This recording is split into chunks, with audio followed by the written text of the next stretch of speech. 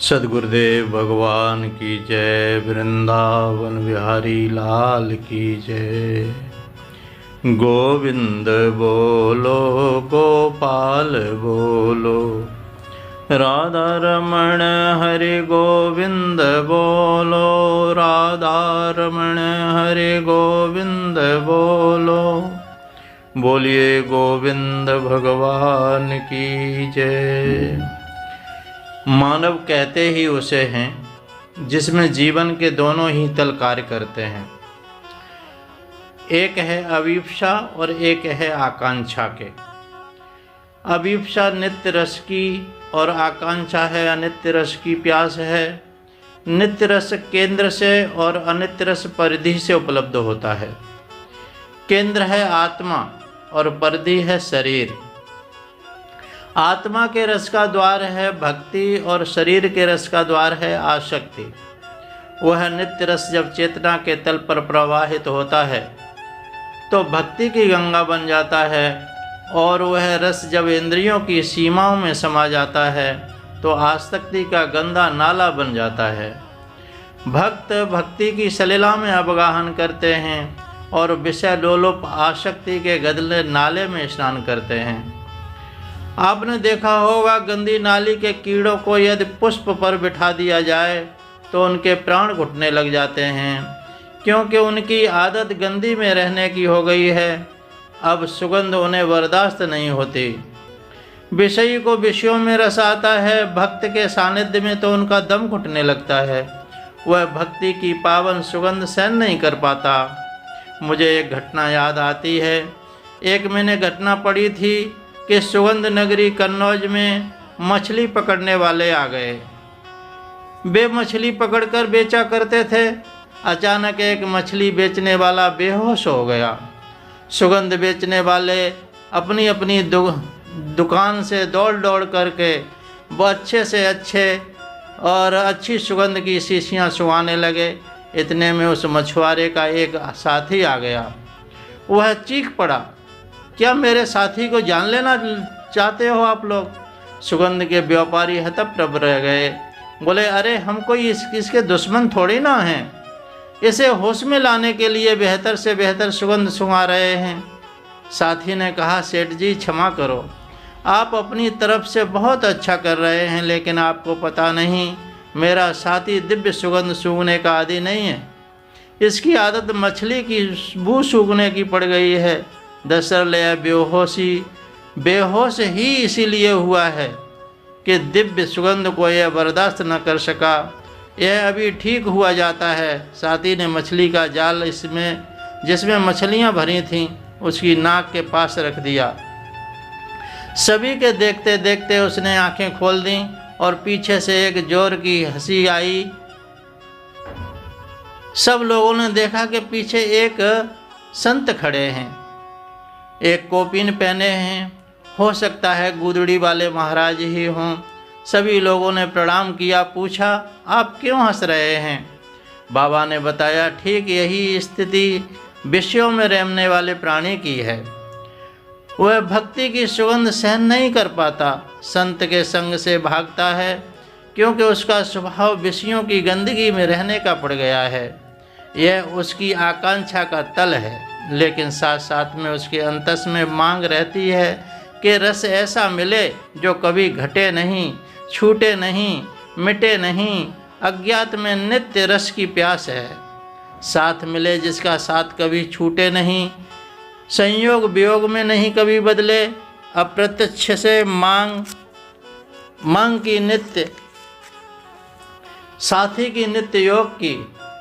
अवधूत संत एक गहरा इशारा देकर अप्रत्यक्ष हो गए। आसक्ति प्रीति का ही विकृत रूप है। प्रीति का प्रभाव दृष्टा की, आसक्ति का प्रभाव दृश्य की ओर होता है। प्रीति की धारा जीवन में उतरती है, वहाँ अकर्ता भाव का दीप जल जाता है। समर्पण का सितार बजता है। आत्मनिवेदन से सुगंधित पुष्प खिलते हैं और अस्तित्व की आत्मीयता से, सौरभ की सुगंध से संपूर्ण जीवन सुगंधित हो जाता है।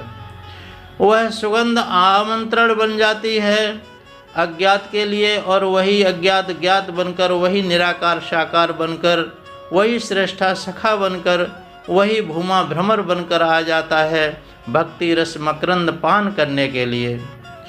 प्रीति दृश्य से छुटकारा दृष्टा में समाहित करा देती है और आसक्ति दृष्टा से हटाकर दृश्य से चिपका देती है। कर्ता भाव के गहरे दलदल में धकेल देती है। प्रीति का गहरा अपनत्व प्रभु को अपने में बांध लेता है। यशोदा माँ के पास क्या थी? वात्सल्य की प्रीति की रस्सी बांधने लगी जगन्नाथ को। रस्सी छोटी पड़ने लगी, नटवर नहीं बंध पा रहे हैं। हताश होकर समर्पित हो गई। कान्हा बंध जाओ ना। अहम का अड़ू विसर्जित हो गया। प्रीति की रस्सी में बंध गए परात्पर कृष्ण। आसक्ति विषयों के बीहड़ में भटका देती है, विकारों के वृक्षों को लटका देती है और तन की चार दीवारी से चिपका देती है। यह जीव मृग जितना स्वाधीन है, संसार अरण्य में कितनी मस्ती से विचरता है, लेकिन आ जाता है कोई बहेलिया, बजाता है मधुर स्वर। स्वर की आसक्ति खींच ले जाती है मृग को और बंध जाता है बंधन में। साधक स्वर की आसक्ति पर दृष्टि रखते हैं। जीव तो विकारों की हवा देते हैं, उन्हें नहीं सुनते। मधुर बोलने वाले प्राणी से सावधान रहते हैं, कहीं इसकी मधुरता तन की सीमा तक न खींच ले जाए। और जो स्वर तन लोलुपता की ओर आकर्षित करता है, पतन का स्वर है। यदि स्वर ईश्वर की महिमा का आस्था कराए, जीवन मंदिर में बोध का दीप जगाए, हृदय में वैराग्य की ज्वाला जलाए, अंतस में भक्ति की मंदाकिनी बहाए, ऐसा स्वर साधक के लिए वांछनीय है। जीव गज जितना विशाल है, जगत जंजाल का राजा है, लेकिन गिर जाता है गहरी खाई में। हाथी पकड़ने वाले गहरा खंदक खोदकर उस पर पतली लकड़ी बिछाकर हथनी बनाकर खड़ी कर देते हैं। हाथी आता है स्पर्श का सुख लेने और कैद हो जाता है आजीवन के लिए। फिर जंगल का राजा अपनी सूंड में लकड़ी ढोता है और अंकुश की चोट खाता है। साधक स्पर्श की आसक्ति से सावधान रहे। अकेले कमरे में सोए, दूसरा साथी हो तो अपना बिस्तर अलग रखे। शरीर के शरीर में स्पर्श न होने दे। संस्पर्श के संबंध से बचे। व्यवहार में जहाँ तक हो सके एक दूसरे के शरीर को न छुएं। माता पिता को चाहिए कुछ समझदार होने पर बच्चों को अलग कमरे में सुलाएं। संस्पर्श के सुख की आसक्ति तन की सीमा में बांध देती है। जीवन सुलभ कितना स्वतंत्र है, लेकिन रूप की आसक्ति जलाकर खाक कर देती है। समा जलती है। लपट को देखकर रूप दीवाना परवाना पागल हो जाता है, भस्म कर देता है अपने को। रूप की अग्नि में मिटा देता है अपने को शिखा की सौंदर्य में। साधक मिट्टी के बने तन के रूप के प्रति सावधान रहते हैं। चेतना की ज्योति से इस मृतिका के घट में प्रकाश है। चेतना की विदाई इसकी मृत्यु है। यह निरंतर घटने वाले रूप के को नहीं देखते। अरुण चेतना कितने सानिध्य से जतन में ज्योति जगमगा रही है। कभी आपने मुर्दे के घुंघराले बालों को प्यार से सहलाया है? कभी मृतक तन की सुंदर गोरी त्वचा को चुम्बन लिया है, आलिंगन किया है? नहीं। फिर तो तैयारी करते हैं शमशान ले जाने की, अर्थी पर चढ़ाने की। अभी डोली पर बिठाकर घर ले आए थे, कंधे का सहारा दिए मरघट लिए जा रहे हो। चेतना ने से तन का महत्व है। मूल दो चेतना को, प्रीति करो चेतना से। शरीर सेवा के लिए मिला है, आसक्ति के लिए नहीं। योग के लिए मिला है, भोग के लिए नहीं। चेतना मत्स्य स्वाद में मारी जाती है।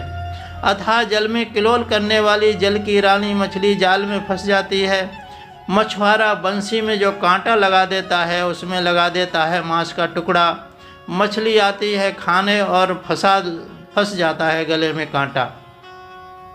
साधक स्वाद से बहुत सावधान रहते हैं। स्वाद की आसक्ति बहुत पीड़ा देती है, घर में उपद्रव पैदा कर देती है।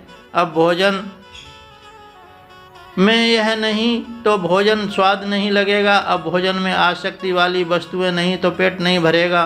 कुछ लोग तो स्वाद के लिए अभक्ष्य भोजन भी करते हैं।